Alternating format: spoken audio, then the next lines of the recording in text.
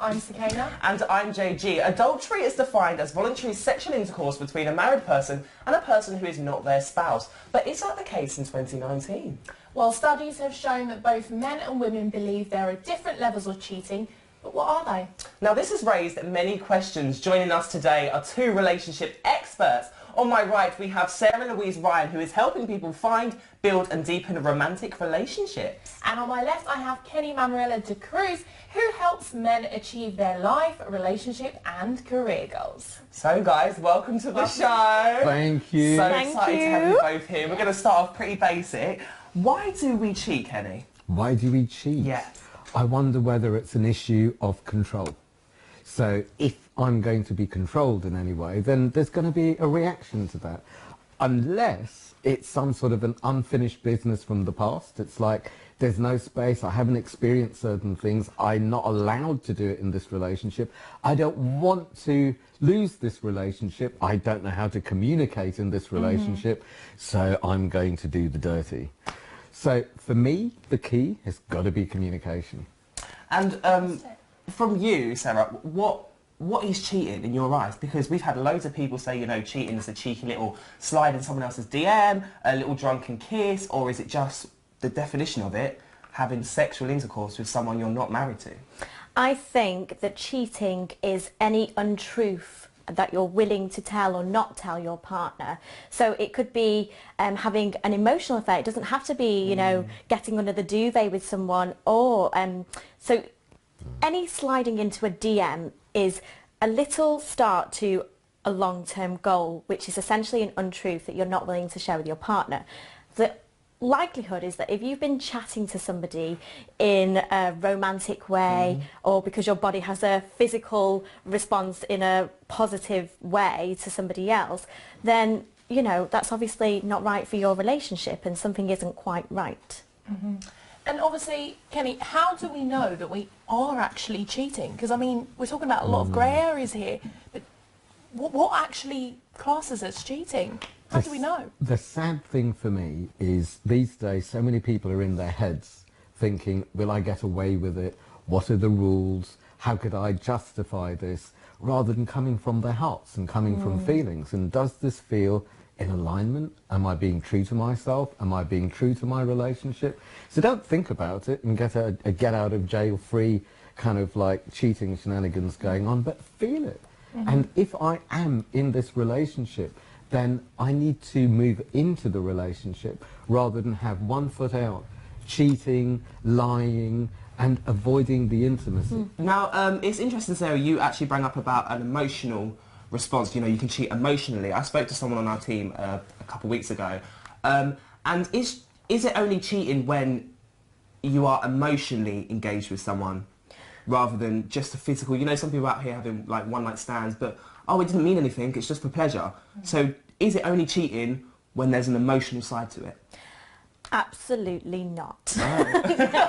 No. For me, it's, you know, being unfaithful is, as I said earlier, any untruth, anything that you're not willing to communicate to your partner is not quite right. It means that the communication has had a breakdown, and there are lots of different types of untruths and being unfaithful, and it doesn't have to be just physical, it can also be an emotional affair.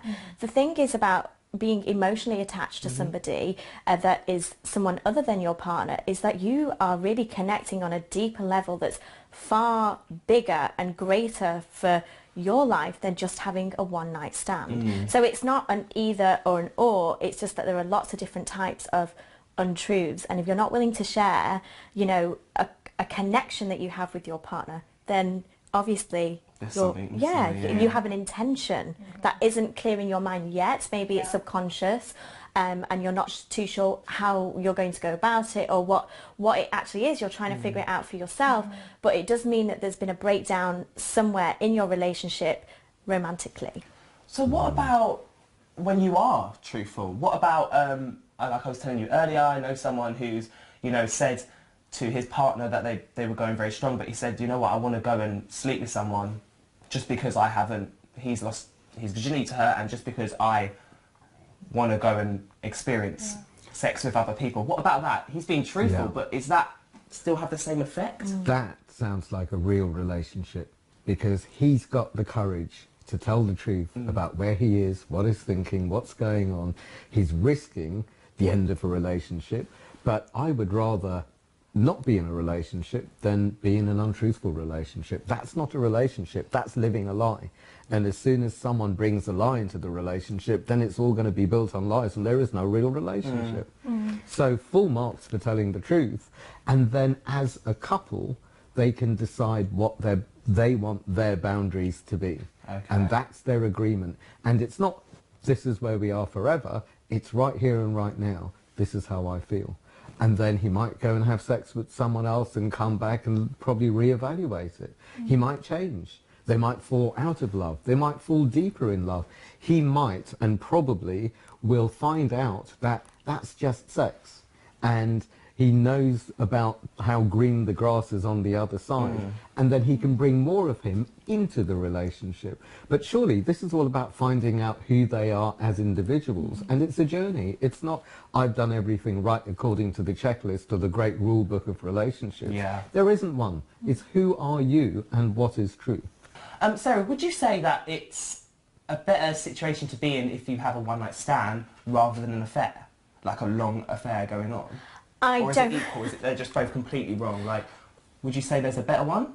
For me, there isn't a better or worse, and I just think that as long as you, in relationships, we often hear of having an other half, a better half sometimes we hear, and it is painful for me to hear as a relationship expert, and I'm sure for Kenny to hear, because when two people come as a whole, they're not looking for their other half, they're not looking to be completed sexually or emotionally by somebody else. When they're whole and they feel themselves grounded with their partner, then they're not searching for something else. So actually I have a different stance from what Kenny was saying before about, you know, it is a true relationship how he was able to communicate your friend needing to go out and have sexual intimacy with somebody else. But in my opinion, if he was fully whole and fully happy, that wouldn't have even entered his mind to level the playing field, because what he has there is fear of missing out.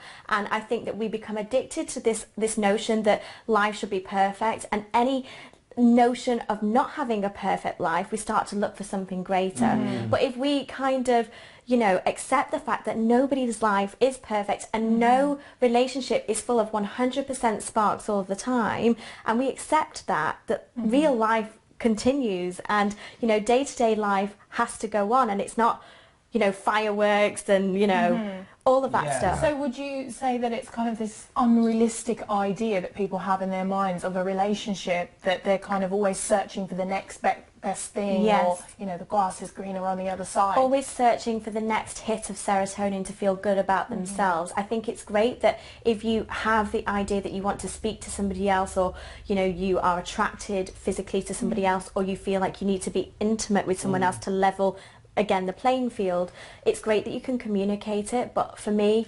it's black or white. If that is a grey area, and for me that's being unfaithful. So what about when it comes to flirting? Because, you know, some people kind of say this whole like, oh, it was just a bit of harmless flirting, you know, oh, I'm like that, I'm a very flirty guy, I'm a very flirty woman. Where do we draw the line with that? Is that right? Is that wrong? Is flirting cheating? I am a huge flirt. But I am too, and a lot of people say that I flirt so much, but like, but is it flirting? I'm a natural flirt, apparently. Well, maybe that's not flirting. Maybe it's the same as me, where it's basically And then am I about, cheating? Well, against who? I mean, my wife calls me a dirty flirt. She doesn't mean dirty. It's just sharing love, connecting. Should I be disconnected from the world because my heart and my life belongs to some other person? That doesn't make any sense. I'm me, alive and kicking. And it's part of you, isn't it? It's your personality. Exactly. You're a flirty man. But if I was an insecure man who needed everyone to like me, or needed to feel that everyone wants to have sex with me or be with me, then it's a different story. Then I'm then I'm trying to fill a hole. Okay guys, right now we've got a live studio audience full of loads of people with questions for you, so we're just going to get them to shout out and hopefully you guys can answer them as you are experts. Great. Okay, first question. So my question is like divided into two. Yeah. The first thing is, if your partner is unfaithful to you, and then it takes time to heal that, but at the end you can't really trust that person, and you do something really, really bad, which is looking at the phone. And if you find something that you haven't been told, like he has texted people or he's called people, video called people, and then you find out, tell him like, okay, I shouldn't have done that, but I did it now. So what do you think about that? Why you haven't told me? Like, and he says it's just they're just friends. I don't tell you because you're gonna get angry. What do you have to say to that? I have lots of things to say about that, Go on, actually. The thing is, a relationship is built on a few fundamental things: respect, trust, and communication. And without those things, there isn't any strength in the relationship. If somebody is doing something such as that and they're telling you afterwards, as we mentioned before, it's deceit, because what they have then done is projected their deception onto you and allocated that power of, they've deflected, and they've basically said, I'm not going to hold my hands up and I'm not going to be responsible for my untruth and my actions, but I'd now like you to take control over that, and because you have been searching for something that you shouldn't have been searching for, well, they shouldn't have been having the untruths in the first place. Does that answer your question, yeah? Yeah. Amazing. Did you say you've got another one as well? So yeah, the thing is, like, depending on her answer, I would ask another question. Okay, she answered it. Amazing. Could I have a quick go at that one? Absolutely. Yeah. I wonder what there is to hide from each other's phones anyway. I mean, why is it such an issue? Exactly. Yeah. Surely transparency. If you're in a relationship, then I'm not saying we need to check each other's phones out, but what's there to hide?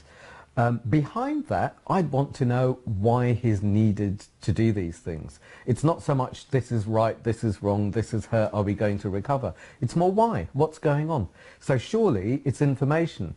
So I'd go deeper into, is he not fulfilled in the relationship? Does he need more excitement? Is he addicted to something on the phone, or some hits or popularity? What's really going on for him? Because then you get more into the depth of the relationship. So it's not this is right or wrong.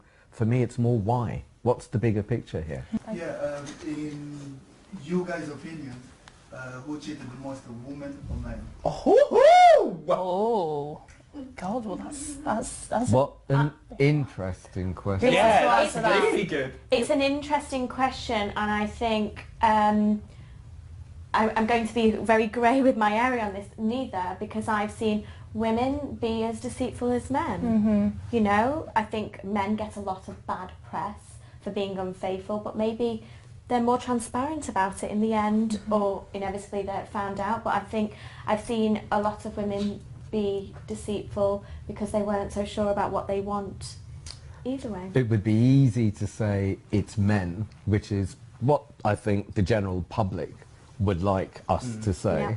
But who with?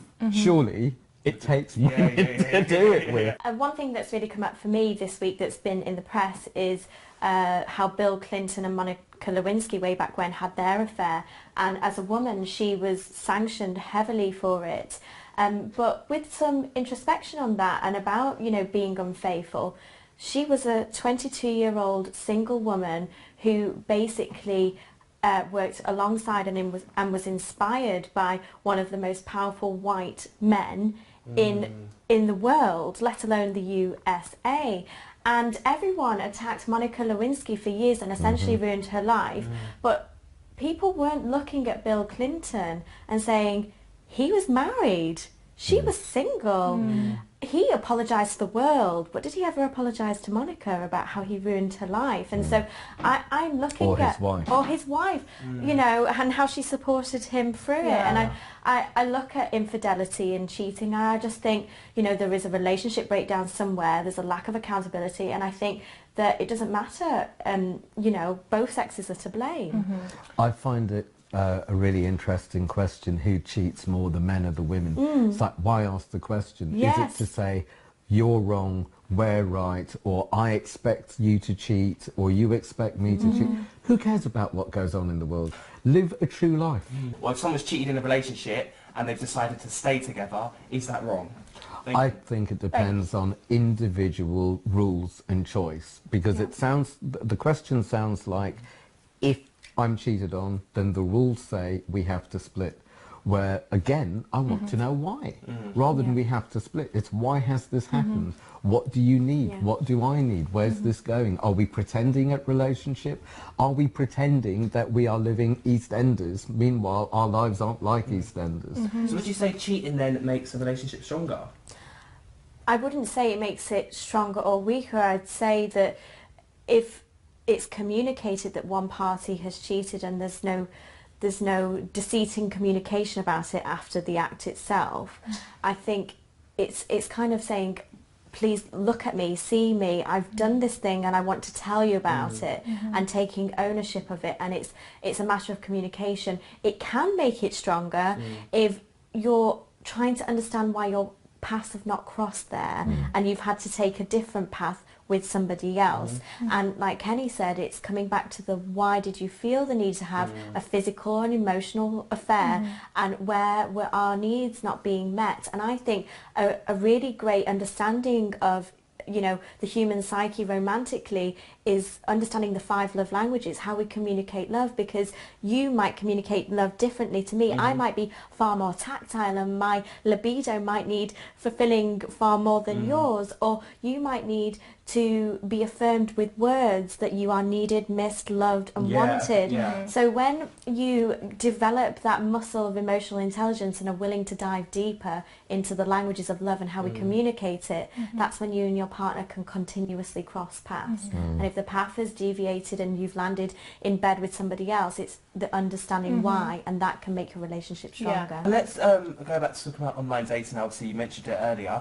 We are so obsessed as a generation online, and there are so many accesses, you know, all these dating apps, Tinder, Grindr, Bumble, Matchswipe, Chappy, all the list goes on. Why are we so obsessed with it, and is cheating online cheating? Sounds like a computer game to me. It sounds like proper addiction. You're great on this one. The thing is, it is being unfaithful. It's an untruth, and I was very clear from the beginning of this wonderful episode that anything that you're not willing to tell your partner that is romantically connected is a lie, and it's an untruth, and that is essentially cheating. I've heard so many stories from friends and clients that they have felt rejected because their partner has gone on to be unfaithful through sliding into someone's DMs. And I think it can start with something that's seemingly very small, but the intention in the long term is far greater than just sliding into someone's DMs. Know where that's going. We know where it's going. It means that you've got this whole cake and there's a few slices missing somewhere, and you're looking to fill that void. And I think we're constantly looking to swipe right and get a match, to get that hit of serotonin, and we're a bit faceless, aren't we? We've become this faceless society where people feel like they can be these keyboard warriors saying whatever they think about somebody, or however they feel inside, and they project it onto somebody else. And I would just love for people to get offline and back into the real world. So we were just obviously talking about online dating and stuff like that, and I just wanted to ask you, because from personal experience, there's a certain dating application that I'm on, and a lot of people I know, specifically for gay people, and it's unfortunately turned into more of a hookup app. But there are a lot of people on there that are what we call DL, so that's like they're down low, they are not open with their sexuality, but some of them are in relationships, and some of them are out here trying to meet up with guys to experiment. Obviously that is, if we think about it, it's cheating because they're in a relationship, but would you say that is more acceptable because they just want to explore, but the position they're in, they just feel so terrified they can't come out, they can't be who they are, but they are in this relationship? It sounds very split. Like there are two lives going on. Yeah, I was going to say, it's like they're leading a different life, isn't it? Well, that's a big lie. It's very exploratory, deceitful. And I wonder whether this is where they're finding out who they are. And if they find something out that they didn't want to find out, then it means that the relationship might come to an end. Maybe it's stuff that they couldn't find out while they were younger, that they're now exploring. Or maybe they want to have straight life, meanwhile that's not what's going on. So maybe that's something deeper Yeah. We need It sounds kind to of me, dive into. if we just put like infidelity and cheating aside for a moment, it sounds like that person's going through an identity crisis, and they're really on a subconscious or even conscious level trying to figure out who they are. And if they don't know who they are, then how can they communicate that to their partner? And I think this is a very, you know, specific and sensitive subject that doesn't just come down to the black or white. So I think this is a bit of a grey area where, you know, it requires introspection and delving a bit deeper into. That's great, and This is I all think the we're problems with online, so that's why I think we should talk about meeting in real life. Yes, So yeah. obviously you guys have collabed together to make this brand new. It sounds amazing. I'm totally going to try and come. We're so excited about Tell us about Yeah, this. tell us about the staycation. Go on, tell us. So basically, Kenny and I and our friend Charlie. we, you know, we have this concept where we're really sick of hearing how people have got online dating burnout. They're perhaps swiping right, left, up, down, wherever, so many times, but they're not actually getting onto real dates and meeting people in real life. So we decided that if, you know, you're burnt out on Bumble, or you're sick of swiping left, right and up and down on Tinder, and you want to get out there and meet real people, then we know so many singles that are willing and looking to build real strong relationships, that we're going to bring them together. And it's not going to be a whole weekend, a retreat for singles where they're talking about their issues. It's going to be about connecting, walking alpacas, and, you know, Archery. wine tasting and Yum. barbecuing, and, you know, for those who are feeling a bit more sassy in the morning, going for a run or doing a bit of yoga. Around our own stately home. Around a 48 bedroom stately home, a Well, stone sign us throw. up. Yeah, literally. Yeah, But sign us surely up. that's where Yeah. to meet real human beings. Yeah, it's not going to be stuffy. It's not going to Exactly. be, you know, black tie this and whatnot. It's Yeah. going to be hanging out with Yeah. cool singles who want to get connected.